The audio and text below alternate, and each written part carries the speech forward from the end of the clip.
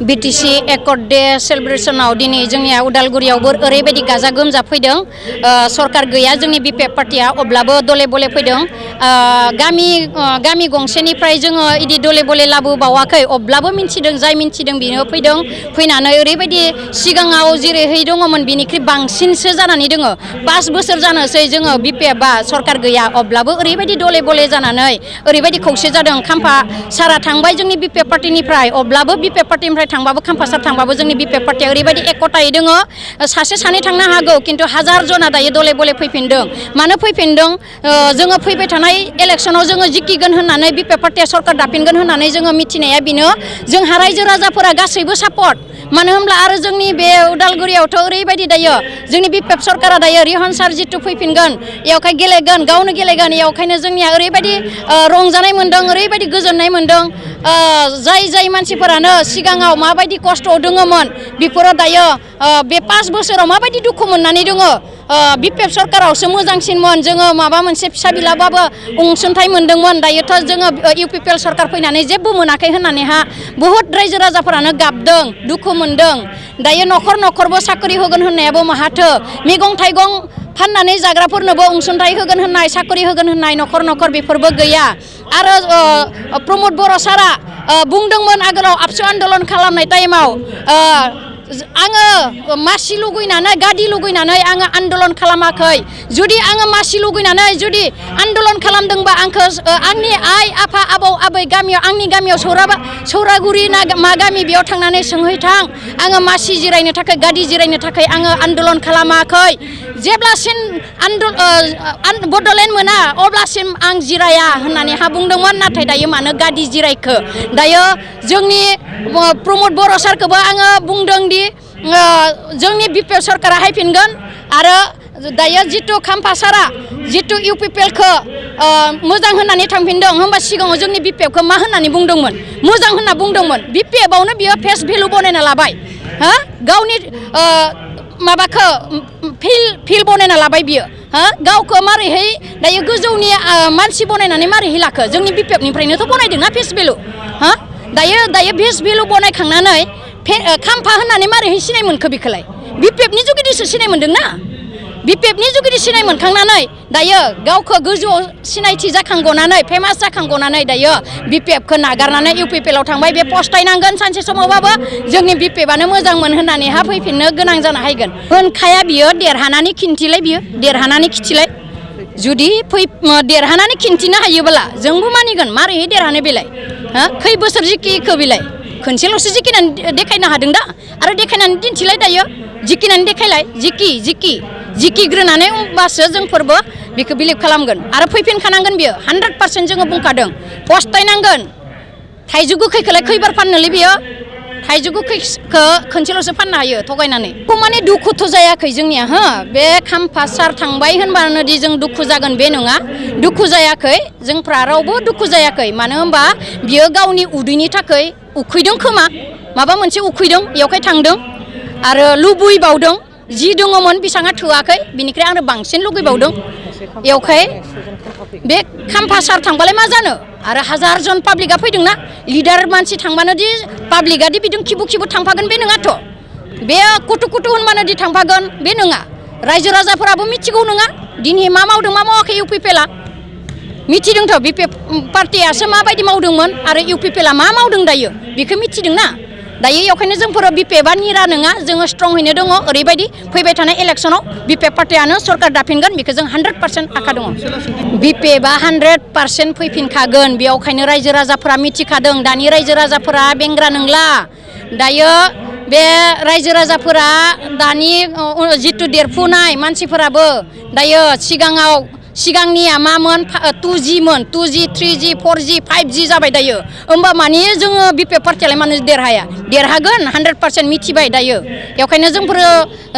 इदि जोङो निरा गैया जोंहा ओरैबायदि स्ट्रंआवनो दोङो हाजार महिलाफोराबो इउपिपिएलखौ दुखु मोननानै दङ महिलाफोरनोबो सेल्फ हेल्प ग्रुपफोरनो फैसा होगोन होनदोंमोन बेखौबो होआखै न'खर न'खर साखरि होगोन होनदोंमोन बेखौबो होआखै जितु साहा गलाफोरावबो क'क्राझाराव थां बिसोरबो गासैबो बुङो बिक्रि पाता गैला मैगं थाइगं बेपारिफोरनियाव सों बिसोरबो होनो बिक्रि पाता गैया आगोलाव बिपिएफ सरकार थानाय समावबा जोंफोर एसेब्लाबो जोङो न'खरखौ खुंनो हादोंमोन दायो इउपिपिएल सरकार फैनानै जोङो ओरैबायदि दुखुआव दङ ओरैबायदि प्रब्लेमाव दङ होननानै गासैबो बुंजोबदों बेखायनो जोङो बिपिएफ सरकारा फैफिनगोन बेखौ 100% जों 23rd बड'लेण्ड डे थारमाने बिटिसि एकर्ड डे बे जों साफ्रोमबो बिटिसि बासिजों लोब्बा गोनां आरो मोनसे जारिमिनारि मोनसे सान दा दिनै जों बिनिनो दिनै बड'लेण्ड सानखौ जों फालिदों बिपिएफ दोलो हिसाबै उदालगुरि जिल्ला हिसाबै आरो बे समाव आङो साफ्रोमबो बिटिसि बासिखौ आं दिनै आंनि खुलुमनाय मोजां मोननाय आरो गाहाम मोनसायनायखौ जासिहरगोन आरो लोगो लोगो माने जायफोरनाखि जोंनि बड'लेण्ड बिटिसि सोरजिनायाव जायफ्रा अबदान दङ सोरबाया थांनानै दं सोरबाया जोंनिफ्राय गैला बिथांमोन बयनिसिमबो आं आंनि मानखौ आं जासिहरगोन जोङो बड'लेण्ड डे बेखौथ' जों प्रत्येक बोसोर जोङो मानिबोबाय थादों गोदोआवहाय जेब्ला बिपिएफआ एखे राहैनो 15 बोसोर सरकाराव दंमोन अब्लाथ' सरकारि भाबै मानिबोदोंमोन किन्तु सरकाराव गैयाब्लाबो जोङो बिपिएफ दोलोआ बेखौ मानिबोगासिनो दङ आरो जों अरायसम मानिलांगोन जोंना बेनो जे बड'लेण्ड जि एकर्ड डे बुंनो थाङोब्ला बेजों जिहेतु जोंहा बयहाबो लोब्बा दं आरो बेनिफ्राय जोंनि बिपिएफ दोलोआथ' जन्म लग्ननिफ्रायनो लोब्बा दङ दा ओंखायनो जों बेखौ फालिगासिनो दङ दिनै जायफ्रा सरकाराव दङ बिथांमोनाबो सरकारि भाबै फालिनांगौमोन बिथांमोना बिटिआर सुक्ति जानायनिफ्राय बेखौ मानिनो लायाखै दोनथ'दों बेखौ बा बेखौ मानिनायखौ गारबाय किन्तु जोंनिफ्राय जों बेखौनो मानिनो हायाखै जिहेतु जों जेब्ला सुक्ति जादोंमोन अब्लाबो जों बुंबाय थाखादोंमोन जे बिटिआरआ खुनु गोदान सुक्ति नङा बियो बिटिसिनि आन्दारावनो माबा मोनसे मडिफिकेसन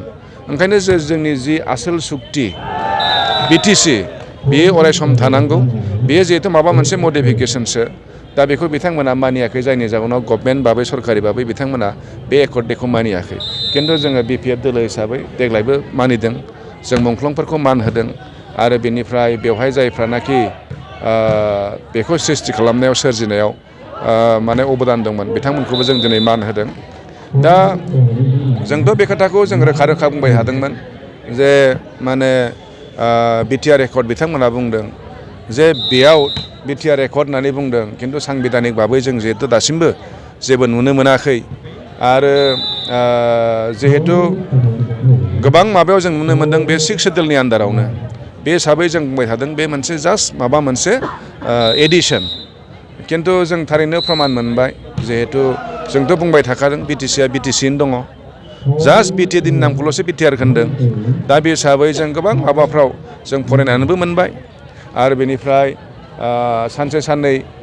जोङो मिडियाफ्रावबो नुबाय जे थांनाय बेसेबांबा साननि सिगां मुख्यमन्त्रि बिथां जोंनि आसामनि गिबि मन्थ्रि बिथाङा स्वयं गावनो बुंदों बिटिसिआ बिटिसियैनो दङ मात्र बिटिएडनि नामखौल'सो बिटिआर बानायदों अब्ला नैबे जोंनि जि बिटिसि सुक्ति सान 10 फेब्रुवारि अब्ला जों बेखौ फालिनायाव जोंहा मा भुल थाथावगौ ओंखायनो जोङो बे हिसाबै बिपिएफ दोलो हिसाबै जों फालिगासिनो दङ आरो अरायसमबो जोङो फालिलांगोन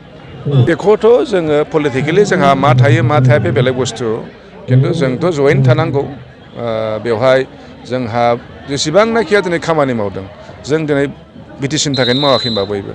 बिटिसिनि थाखायनो मावदों जोंनि बे मोनबा जिल्लानि थाखायनो खामानि मावदों बे हिसाबै जोंनि आइडिय'लजियाव माबायाव एफा एनै माबाफोर माने थानो हागौ बेफोरबायदि किन्तु जोङो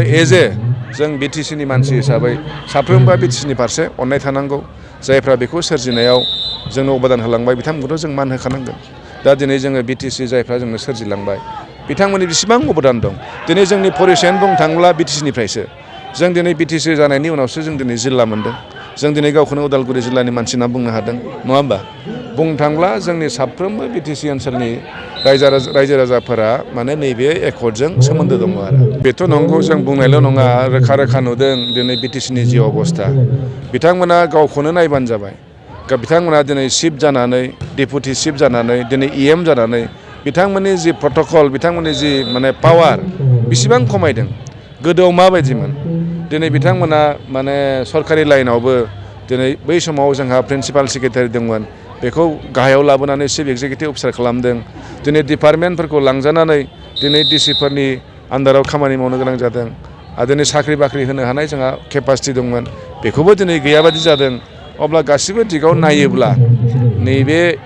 गोजोन गोरोबथानि उनावहाय बिथांमोना मा साननानै मा माबानानै मा थांखिजों खालामदोंमोन मिथिया खिन्थु नुनायाव जोङो जोंनि गोहोखौ बहुद गाहायाव थांनायखौसो जों नुगासिनो दं जोंल' नङा गथाय रायजोआ बेखौ नुदों आरो बे 5 बोसोरावथ' नुबायना नुगासिनो दं रायजो राजाया